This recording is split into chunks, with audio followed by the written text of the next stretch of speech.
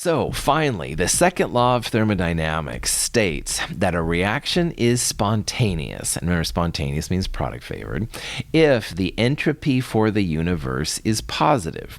You can rewrite this then as delta S of the universe equals delta S of the system plus delta S of the surroundings. And delta S of the universe must be greater than 0 for all product-favored reactions, all product-favored irreversible processes officially, but let's just think of it as delta S of the universe greater than 0. So this is pretty important. I've been talking about how thermodynamics is kind of like a yes or a no, all right, in this chapter so far. And here's kind of the punchline of that. If you have a delta S of the universe, which is a positive number, that's a thumbs up. That's a yes, that reaction will occur. It'll be product favored, all that kind of jazz. On the other hand, if you have a value less than 0, that's going to be non-spontaneous and it won't likely happen. Delta S equals 0 is very rare. We'll talk about that more in the next chapter. So when it comes down to if a reaction will occur or not, calculate delta S of the universe, and if you have a value greater than 0, that reaction is going to occur. So what you would do if you wanted to calculate delta S of the universe, you would first calculate the entropy by the matter dispersal, delta S of the system, and then you'd calculate the entropy of the energy dispersal, delta S of the surroundings. And there are ways to do both of this. We're going to do a slightly different way most of the time in this chapter, but I'll show you an example of how you could actually calculate delta S of the universe if you so desired. When we dissolve ammonium nitrate in water, the dissolution is an endothermic process. The temperature of the solution decreases over the course of the reaction. The reaction, though not favored energetically, is favored by entropy. It is said to be entropy-driven. As the ammonium nitrate dissolves, the entropy of the system increases. At the same time, the surroundings lose energy and experience a decrease in entropy. The increase in system entropy, however, is greater than the decrease in the surroundings entropy. Thus, the total entropy, the sum of the entropy changes in the system and surroundings, increases as demanded by the second law of thermodynamics. So delta S of the surroundings is related to the energy, the temperature, if you will, delta H even, if you will, of the system. And so if you dissolve ammonium nitrate, it's endothermic, all right? Energy is taken from the outside and put into the inside. So that is not a product-favored reaction. However, the delta S of the system, having an ordered ammonium nitrate ionic compound dissolve into ammonium ions and nitrate ions, creates a positive delta S of the universe. And because this reaction happens, like you can see the ammonium nitrate dissolve, that means delta S of the universe must be a value greater than 0. So delta S of the surroundings doesn't want to help, but delta S of the system must be just big enough to overpower the delta S of the surroundings. So this is kind of how chemists think about things. They think about what is making the reaction happen. It's kind of an interesting process. Delta S of the universe, as an example for the making of water, we calculated earlier that came out to be minus 326.9 joules per Kelvin. So we used the entropy of the liquid water and subtracted the entropy of the hydrogen gas and the oxygen gas to figure that out.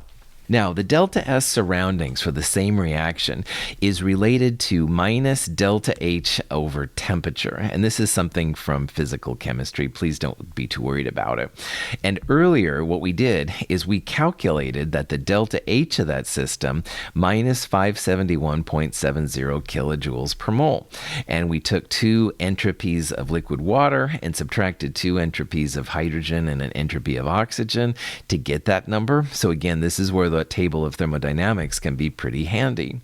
So in this case then, the delta S of the surroundings, again, is minus delta H over T. So that's minus the delta H, which is already negative, minus 571.70. Let's turn kilojoules into joules, because you can see the earlier delta S of the system was in joules. We'll then divide it by the Kelvin temperature, use Kelvin in this whole chapter basically. Delta S of the surroundings, positive 1,917.5 joules per Kelvin. At this point, you have a delta S of the system and you have a delta S of the surroundings. And remember, system plus surroundings is what equals the delta S of the universe. So if you take those two values that we just calculated, the system and the surroundings, and you add them together, you're going to get the delta S of the universe. And sure enough, it comes out to be a positive number. And that's actually really good because we use liquid water all the time. And liquid water comes from hydrogen gas and oxygen gas at its base level. This had better be an entropy-favored reaction, or else we wouldn't have so much liquid water around all the time. But now you can confirm why liquid water wants to happen. Positive delta S's are the ones that are spontaneous. They're going to occur. A balloon filled with hydrogen and surrounded by air represents a potential chemical reaction. To initiate the reaction, we need to ignite the balloon. The hydrogen will combine with oxygen in the air to form water in gaseous form, releasing considerable energy in the process. At the molecular scale, the molecules of gaseous hydrogen, H2, and oxygen, O2, combine to produce H2O, water, generating heat and light. In the combustion of hydrogen and oxygen, the entropy of the atoms in the sample, or system, decreases. This decrease occurs in concert with the transfer of thermal energy to the surroundings, leading to an increase in the entropy of the surroundings. The entropy increase for the surroundings is greater than the decrease for the sample, so the net change in entropy is upward. So the system entropy, which is a negative number, that tells that entropy is not very happy with this reaction. And it's not very happy because you have 3 moles of gas going to 2 moles of liquid. 3 moles to 2 moles is like cleaning up your room. It's making things more organized. Entropy doesn't like that. Also, you have 3 moles of gas going to 2 moles of liquid, and entropy prefers gases more disordered to liquid, so for all those reasons, the entropy is negative. On the other hand, there's so much energy given off by this reaction that the delta S of the surroundings is actually positive, so all that stored energy is released. The molecules around the reaction are just going crazy afterwards. That's why this reaction overall is happening, all right? It's the surroundings which is overpowering the system and making it spontaneous, giving it a positive delta S of the universe, all that kind of stuff. Pretty cool. So here's a question you might run into. It says, which of the following reactions should have the largest positive system entropy change? Now, what you're looking for in this problem is you want to see, for example, like gases created from liquids or solids. You want to see more moles of products than moles of reactants, things like that. So on the first one there, you have 2 moles of IF, which is a gas, iodine monofluoride, and it's making 1 mole of I2 gas and 1 mole of F2 gas.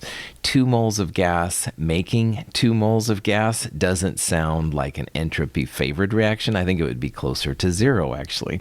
So I'm not going to put any money on that one. The second one, we've got gaseous bromine going to liquid bromine. Well, liquids have less entropy than gases, so B would be out as well. And the same thing for D, by the way, down there. You've got liquid water going to solid water, which is ice. Liquids going to solids are usually entropy disfavored, so I wouldn't put any faith in that one either. However, if you look at C, and this is a little bit weird, you've got C6H6, which is a compound called benzene. It's a liquid. It's reacting with oxygen to make CO2 and water. And notice that all the products are gas.